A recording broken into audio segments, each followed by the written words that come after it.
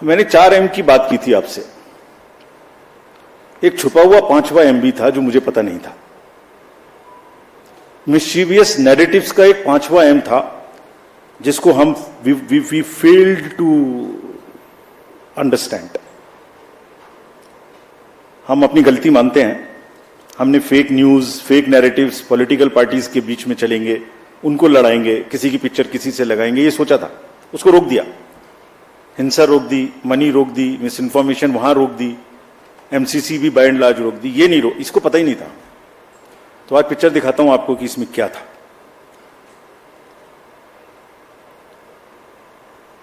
एक पैटर्न था,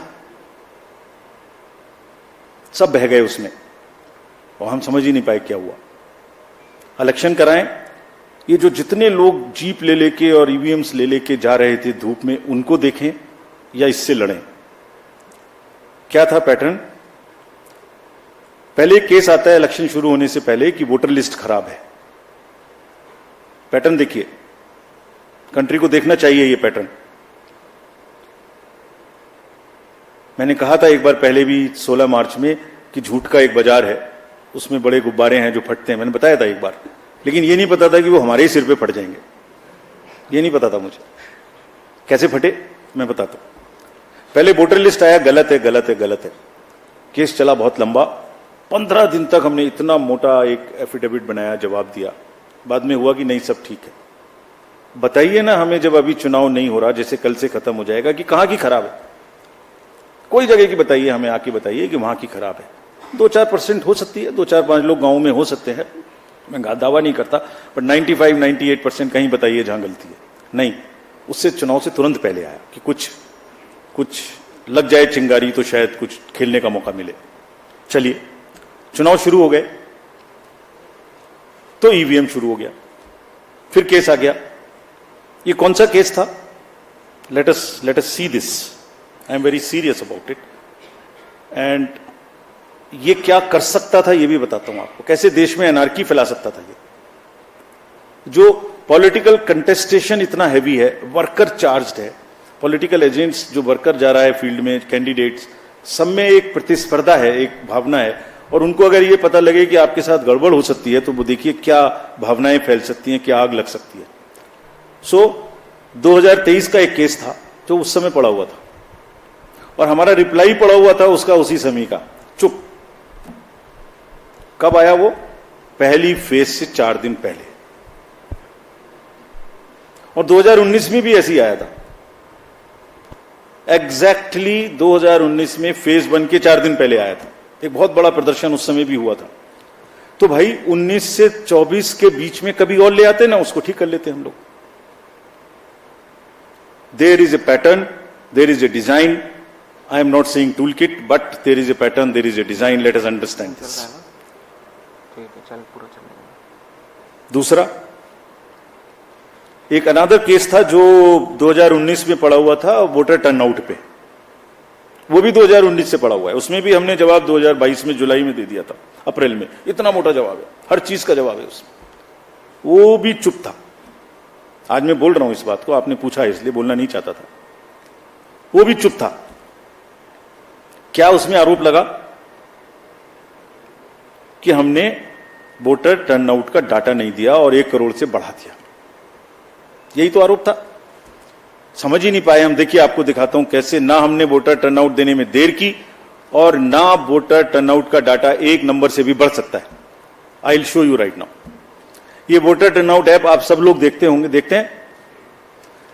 हर दिन का जैसे आपको पता लगता है ऐसे हमें पता लगता है, बिकॉज ये 10 लाख बूथ से इसकी एक पैटर्न है। ये नीचे बूथ से धीरे धीरे धीरे धीरे ऊपर उठता है, उठते उठते उठते उठते अगले दिन शाम तक जाके जितने 17C का टोटल है वो हो जाता है। कोई जो वो मैं पार्टीज दिखा रहा था, कोई मिट्टी से निकल के आ रहा है, कोई कहीं से निकल के आ रहा है। एवरी मोमेंट देखिए, एक जो रेड साइड में दिखाया है, मैं एक एग्जाम्पल दिखाता हूं आपको। ये फेज 1 का एग्जाम्पल है। 78 पॉइंट, सब किसी भी स्टेट का चेक कर लीजिए, अभी भी नेट पर है, अभी भी हमारी वेबसाइट पे है। 78.26 वॉज सपोज असम। तो अब इधर आइए लास्ट बट 1 में, उसको पीसी में देख लीजिए, पीसी वाइज में भी वही है, पीसी के नीचे असेंबली वाइज वही है। assembly wise, PC wise, state wise data was always available at every moment. पहली फेज में सिर्फ क्या नहीं था, और ये चल रहा है पिछले 20-30 इलेक्शन से, ऐसे ही चल रहा है 2019 के बाद से। क्या नहीं था? जो पीसी और एसी का स्टेट वाइज टोटल है वो टॉप पे नहीं था, बस उतना सा नहीं था। अरे इलेक्टर्स का नंबर है, परसेंटेजेस हैं, तो टोटल नंबर निकाल लो भाई, अगर नहीं है तो गलती कैसे हो जाएगी? तो माहौल क्या बना? 1 करोड़ वोटर बना थे। तो कभी कभी वोटर लिस्ट खराब है, कभी ईवीएम खराब है, कभी ये खराब है, कभी काउंटिंग में एआरओ की टेबल पे आदमी नहीं है, 150 डीएम से बात कर ली। What is this happening in the country? ये फेक नैरेटिव है जो चल रहा है। हम इसको समझने में पूरी तरीके से फेल किए, ये हम एडमिट करते हैं। आप समझ गए, आप समझ गए हैं। तो जो आपने हमसे लर्निंग पूछी, तो हमारी इसकी बार की 3 लर्निंग है, ये भी हम अपफ्रंट एडमिट करते हैं।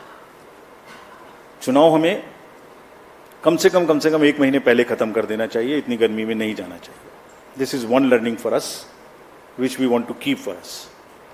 बहुत बड़ा चुनाव है, बहुत फोर्सेस लगती हैं, बहुत मूवमेंट है, हम इससे समय को कम नहीं कर सकते, लेकिन पहले कर सकते हैं, इतनी गर्मी में नहीं करना चाहिए। This is first learning for अस।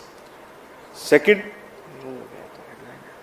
इस फेक नैरेटिव को लड़ने के लिए और एक और इसके लिए हमें तैयारी करनी चाहिए। और एक चीज और है, वो भी मैं आपको अपफ्रंट बताता हूं। आज हमने एक्सपेक्ट किया था कि ये देश की सीमाओं के बाहर से ये अटैक होंगे, हमने सोचा था, उसके इंजाम हमने कर लिए थे, नहीं हुआ। मैं टेक्निकली बता नहीं सकता क्या इंजाम किए थे, बट हमने इंजाम कर लिए थे, लेकिन अपने में ही हो गया। फिर आप कहेंगे कि फिर मैंने इस पे भी कुछ लिखा था, कहे तो मैं सुनाता हूं।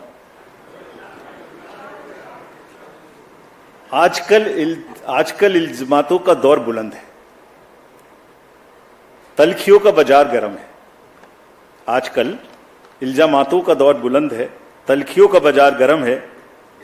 पंच को पहले ही घेर लो, यानी पेशबंदी।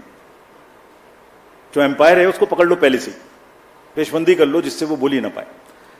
पंच को पहले ही घेर लो, यानी पेशबंदी।